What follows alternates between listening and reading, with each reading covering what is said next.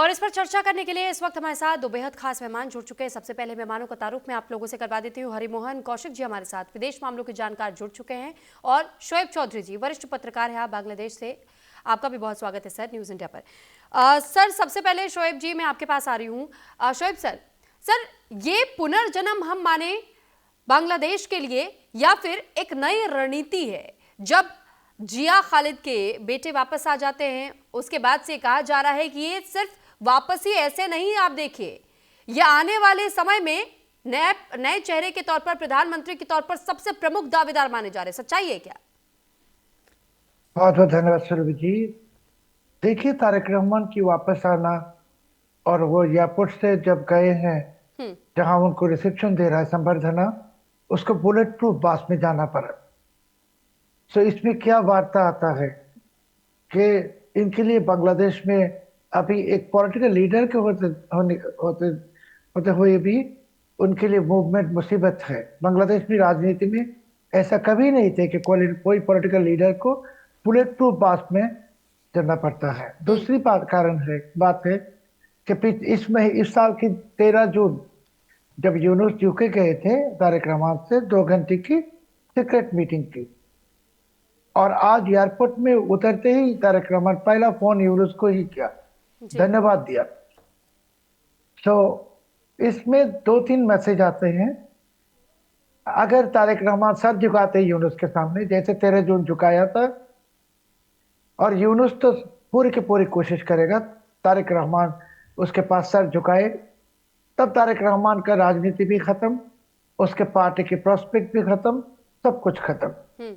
दूसरी चीज है, प्रोस्पेक्ट एंगल है कि तारिक रहमान आए सड़कों में, ढाका में 30 लाख लोग आज गए हैं उनको रिसेप्शन देने के लिए।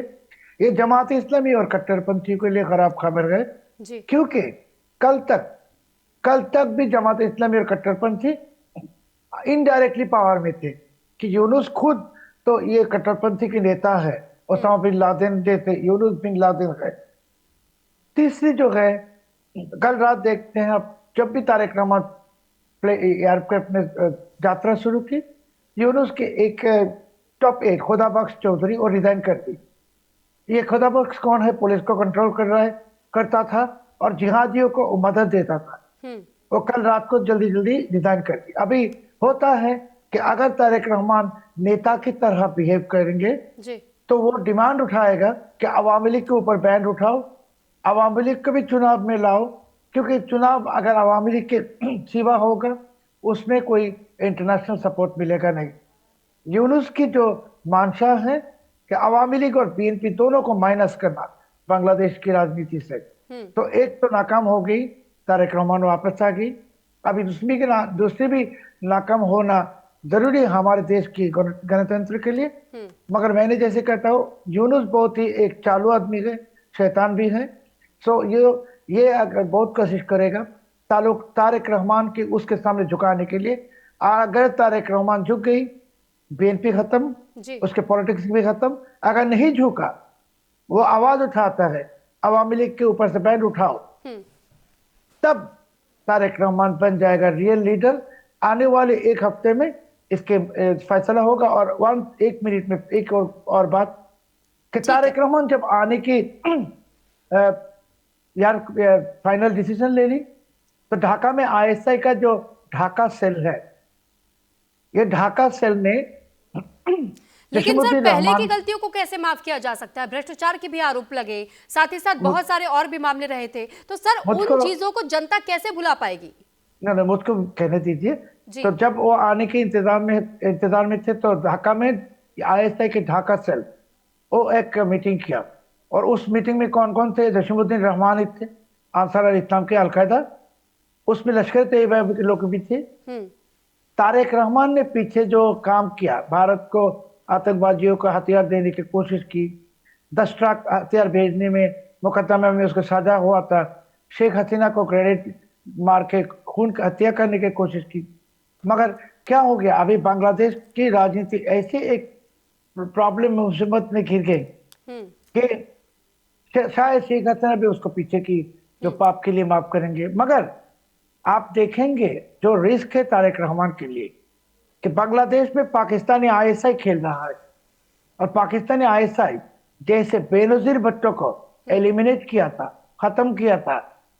खुदा ना करे तारिक रहमान को भी ऐसे आईएसआई ना कर दे, क्योंकि बांग्लादेश में आईएसआई मौजूद है और यूनुस खुद आईएसआई के लिए काम बड़ी करता बात है। कह रहे हैं आप सर। ठीक है, मैं लौटूंगी आपके पास। अब मैं हरि मोहन सर, मैं आपका रुख कर रही हूँ। जब बात हम विदेशों से संबंधों की करते हैं तो भारत और बांग्लादेश के संबंध जिस तरह शेख हसीना के सरकार के दौरान हमने देखे थे, अब वो समय बदल चुका है। मोहम्मद यूनुस के आने के बाद से हमने देखा बहुत ज्यादा परिवर्तन हुआ। लेकिन अब जब तारिक रहमान की एंट्री की बात हो रही है, ये कहा जा रहा है कि प्रमुख दावेदार के तौर पर देखे जा रहे हैं, अगर वो प्रधानमंत्री बन जाते हैं, चुनाव हो जाते हैं, तो सर भारत बांग्लादेश के रिश्तों पर कैसा असर आगे आने वाले समय में देखने को मिल सकता है? जी थैंक यू। देखिए, इस पूरे के पूरे प्रोसेस को अगर हम मतलब पूरा जो भी इंसिडेंट्स या सीरीज ऑफ इवेंट्स चल रहा है बांग्लादेश में, इसमें हम एक बहुत बड़ी प्लानिंग की फॉर्म में अगर देखेंगे तो हमें साफ तौर पर नजर आएगा कि मैडम असलियत में मामला ये है कि बांग्लादेश के अंदर बहुत बड़े प्रोजेक्ट को अमेरिका पाकिस्तान ने मिलकर स्टेब्लिश किया। बाद में अमेरिका जो है वो अपना थोड़ा सा कदम पीछे हटा जाता है और वहां पर चाइना की एंट्री हो जाती है। जैसे कि सर कह रहे हैं कि वहां पर आईएसआई मौजूद है, बिल्कुल मौजूद है, साथ में चाइना की बैकिंग बहुत जबरदस्त है और अमेरिका की एक मौन है। यहाँ ये क्यों जरूरी है इसको समझना कि मैडम हमारा पूरा नॉर्थ ईस्ट, भारत एक उभरती हुई अर्थव्यवस्था है और नॉर्थ ईस्ट को किसी भी तरीके से डिस्टेबलाइज करके कुछ भी करके इंडिया को परेशान किए रखने का एक बड़ा प्रोजेक्ट है। ऐसे में जब शेख हसीना को भागने पर मजबूर किया गया तो भले ही हमें यहाँ पर कट्टरपंथी सड़कों पर नजर आ रहे थे, लेकिन एक बड़ा पार्ट ये था कि वहां पर शेख हसीना के लिए एक बहुत जबरदस्त सिंपैथी थी।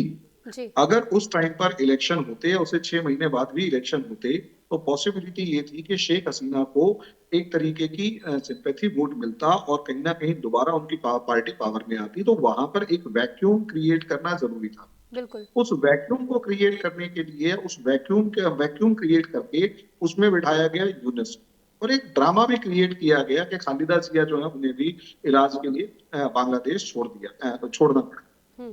लेकिन प्रॉब्लम यही थी कि असलियत में कि क्या बीएनपी को सत्ता के अंदर भागीदारी चाहिए थी, तो आंसर है हाँ। जो बांग्लादेश का के बारे में नॉलेज है उसमें जब बांग्लादेश से इंफॉर्मेशन आती है कि जितने भी इस्लामिक कट्टरपंथी हैं वो ज्यादातर बीएनपी के सपोर्टर हैं, या यूं कहें कि जब जब बीएनपी सत्ता में आती है तो तब तब इस्लामिक जो जिहादी एलिमेंट्स जो हैं वो सारे के सारे बीएनपी के पीछे आकर खड़े होते हैं और एक बहुत बड़ा सेक्शन जो है वो रेडिकलाइज्ड आइडियोलॉजी की तरफ बढ़ रहा है। लेकिन अब बीएनपी का अपना भी तो एक काडर है, अपना एक सपोर्ट बेस है, मास बेस है, आवामी लीग का अपना मास बेस है। यूनस ऊपर से दिखाई दे रहे हैं, यूनस को अमेरिका और आज के दिन आईएसआई और चाइना की मदद से बिठाए रखने में मदद की जा रही है, लेकिन क्या यूनस लंबे टाइम तक बांग्लादेश में टिक पाएंगे? आंसर है बिल्कुल भी नहीं। उनके पास कोई काडर नहीं है, कोई बेस नहीं।